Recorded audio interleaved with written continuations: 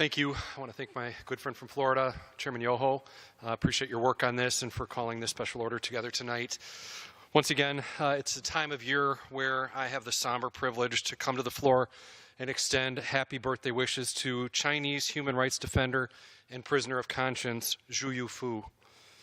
What should be an occasion for celebration remains marred by the fact that on February 15th, Zhu Yufu will spend his 65th birthday in a Chinese prison.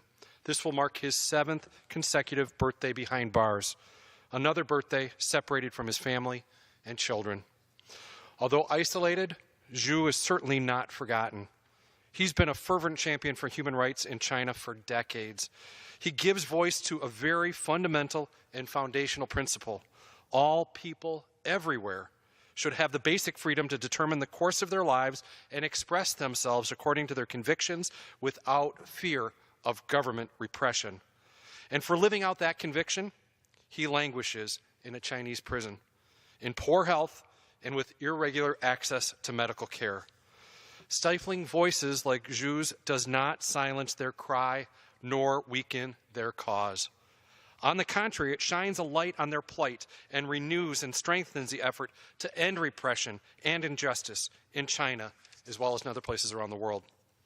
As long as Zhu Yufu remains incarcerated, I will continue to call upon the Chinese government to provide him with sufficient food, care, and medical attention, and I will continue to call on the Chinese government to release Zhu Yufu from prison.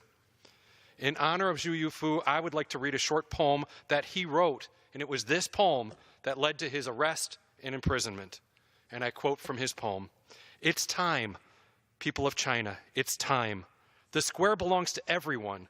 With our own 2 feet, it's to the square and make your choice. It's time, people of China. It's time. A song belongs to everyone.